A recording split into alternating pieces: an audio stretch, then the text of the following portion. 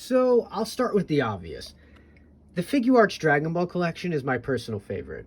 It's high end, they look the best, they pose the best, and Bandai Japan has had a ton of experience with this line. It's been going on for over about 10 years now. I will gladly manage my action figure budget around this line. However, it's not perfect. For starters, they're expensive. And that's at MSRP. If you missed on a release, trying to get it on the second market might just take your whole paycheck. That's where Dragon Stars comes in. Dragon Stars is Bandai America's economy product line. It works really well with its sibling product line known as Anime Heroes, and more importantly, can bolster your collection's quantity for far less money, and with much less exclusivity. The paint applications aren't half as impressive as Figuarts, and they do end up with a good bit of reuse, but after a paint wash or some panel lining, you can quickly improve their looks without making a full-on custom. Believe it or not, there are some characters that Dragon Stars has already made, yet we have no knowledge of plans or a future release for a Figuarts version. The mediocre articulation is definitely a setback for the line, but that's why you just use them in the background, like placeholders, background characters for the shelf. The MSRP on these releases are around $20, which really makes the purchase easily digestible. They're also a lot easier to find, being found everywhere from Amazon to Target, Walmart, local comic shops. Big problem I see with Figuarts is they're very stingy on energy effects.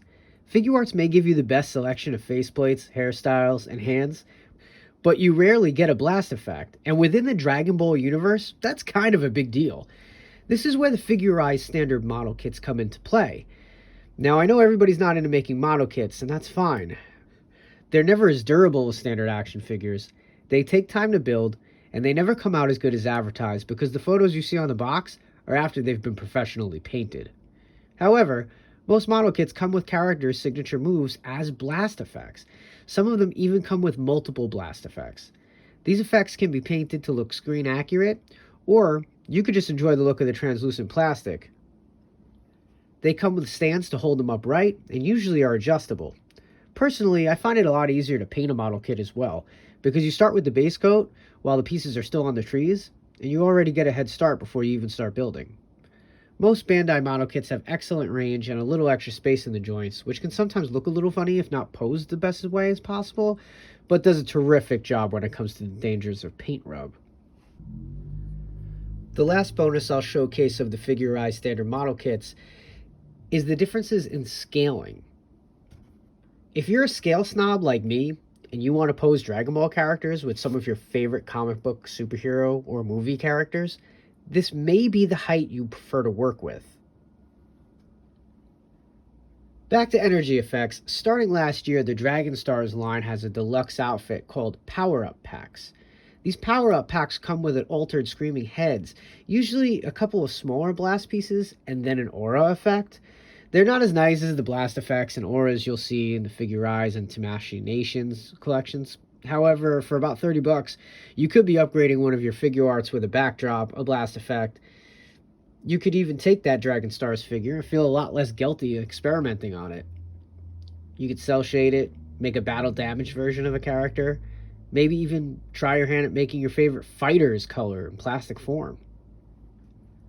Point is, I mix and match my Dragon Ball action figure collection for various reasons.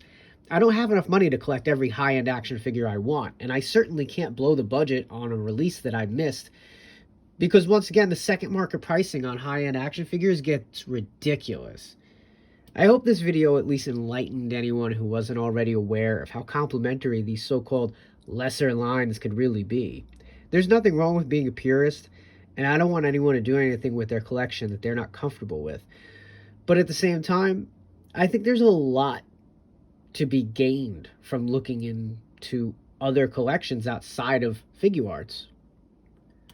We have some great releases coming up that I'm really looking forward to, including the Figuarts Orange Piccolo, Trunks 2.0, the latest version of Base Broly, and Gohan Beast. But I'm also excited for the Dragon Stars version of Omega Shenron. I was never into GT, but I did love beating this guy up in Budokai Tenkaichi games. As I mentioned before, we have no guarantee or hint that this character will ever be getting a Figuarts release. And even if they did, I don't know what that price would be.